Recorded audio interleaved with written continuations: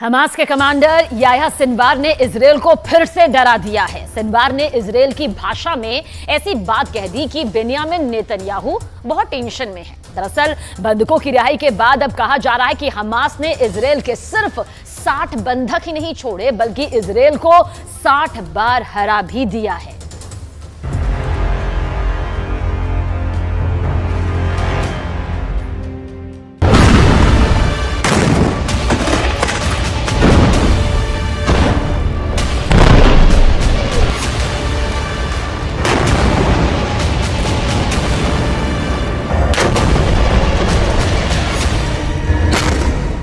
Cease fire टूट गया।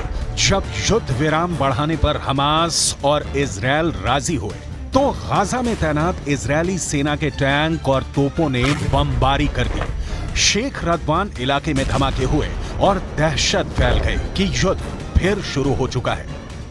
Israel फिर टनों टन बम गाजा पर गिराएगा, फिर इमारतें ढहती जाएंगी और हजारों लाशों को मलबे से निकालने का काम फिर शुरू हो जाएगा, जिसमें बच्चे होंगे, महिलाएं होंगी, बुजुर्ग भी होंगे, क्योंकि नेतन्याहू तो पहले ही कह चुके हैं कि जब तक हमास बाकी है, युद्ध बाकी है और गाजा की तबाही जारी रहेगी।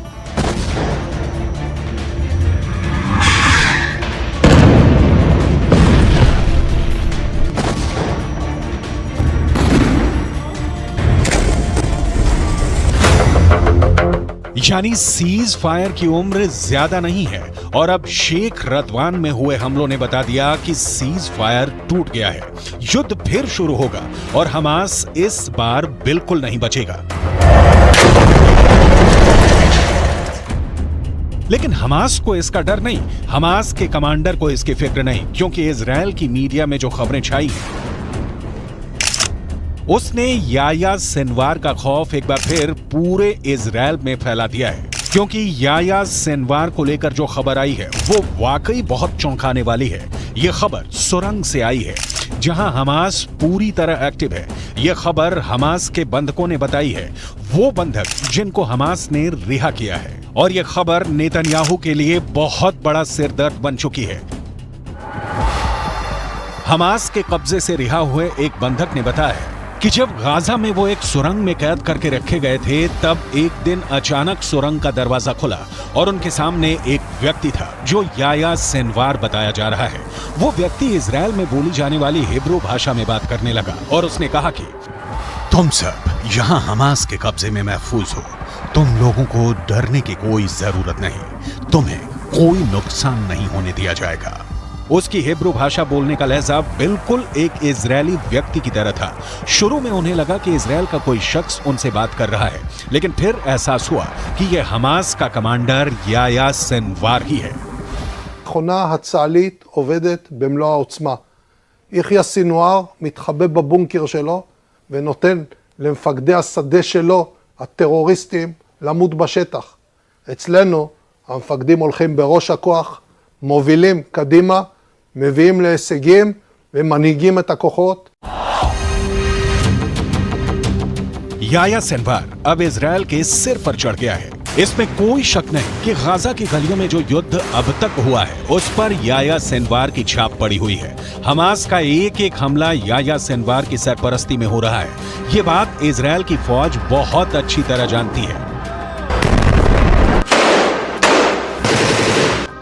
नेतन्याहू ने गाजा पहुंचकर पहले ही बता दिया है कि चाहे सीज फायर रहेगा या फिर नहीं, इसका हमास को खत्म करने के उनके एजेंडे पर कोई फर्क नहीं पड़ेगा।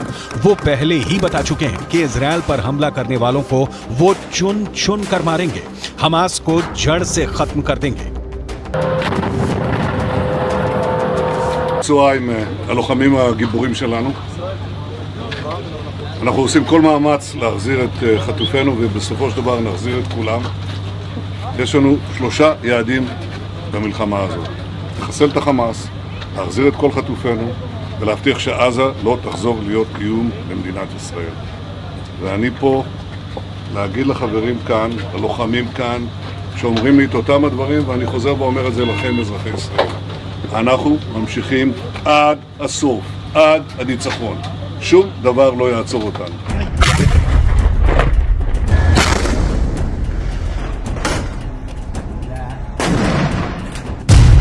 यानी हमास का पक्का इलाज होगा, हमास को पूरी तरह खत्म कर दिया जाएगा। इसकी 100% वाली गारंटी नेतन्याहू बार बार दे रहे हैं।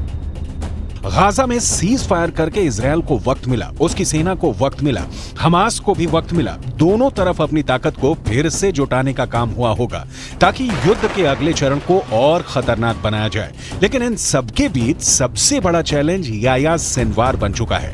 याह्या सिनवार जब तक जिंदा है, नेतन्याहू जीत का दावा नहीं कर सकते।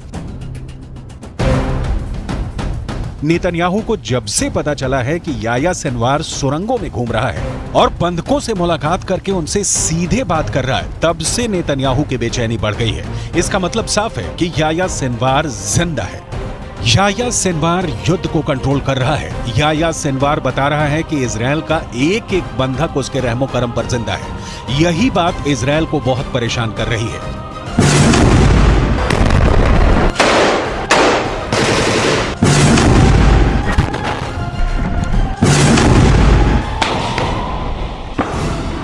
याह्या सिनवार के ऑर्डर पर हमास कुछ भी कर गुजरने को तैयार है। सिनवार की बहुत ही खास स्ट्रेटजी है जिसके आगे अभी तक इजरायल नाकाम ही साबित हुआ है। 7 अक्टूबर को हुए हमले के बाद हमास के खिलाफ जंग में इजरायल के 2 मकसद थे। पहला, हमास के पास से करीब 250 बंधकों को आजाद कराना, जिसके लिए इजरायल को सीज फायर करना पड़ा, यानी उसका युद्ध और बमबारी काम नहीं आया, वो फेल हो गया। दूसरा मकसद, इजरायल हमास को जड़ से खत्म करना चाहता है, लेकिन अभी तक इसमें भी इजरायल फेल ही साबित हुआ है। יש היום הסכמה לאומית בכל מדינת ישראל שאנחנו חייבים להילחם ולנצח בגלל מה שקרה, בשביל העתיד שלנו וגם בשביל העתיד של העולם החופשי. חמאס ואייסיס זה אותו דבר, ויחיא סנואר זה אוסמה בן לאדן החדש. इसमें कोई शक नहीं कि याह्या सिनवार ही 7 अक्टूबर को हुए हमास के हमले का मास्टरमाइंड है। उसी ने साजिश रची, उसी ने टारगेट चुना और अब वही गाजा से सब कुछ कंट्रोल कर रहा है।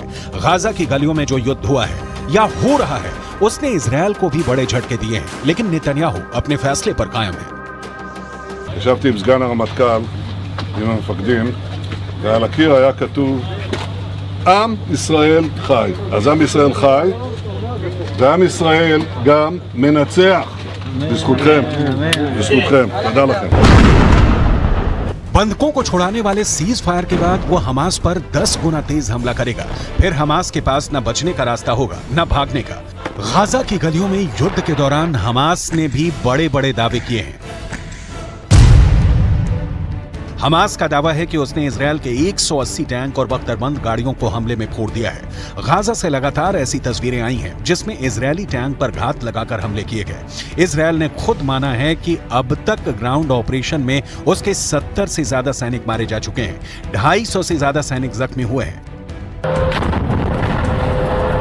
लिहाजा हमास के खिलाफ जो ताकत इजरायल को माना जाता है, उसके मुताबिक नतीजे तो इजरायल को भी नहीं मिले हैं। हालांकि नेतन्याहू के सामने अपनी छवि को बनाए रखना बड़ा चैलेंज बन चुका है और गाजा पहुंचकर उनकी पहली कोशिश इसी तरफ नजर आती है। सीज फायर हमेशा के लिए नहीं हुआ है और आगे की लड़ाई जैसी भी होगी, उसे लेकर इजरायल के ऊपर बंधकों वाला प्रेशर पहले के मुकाबले काफी कम होगा, क्योंकि बहुत से बंधक, खासकर बच्चों और महिलाओं को हमास आजाद कर चुका है। इसलिए इजरायल का पूरा फोकस अब हमास को खत्म करने पर है।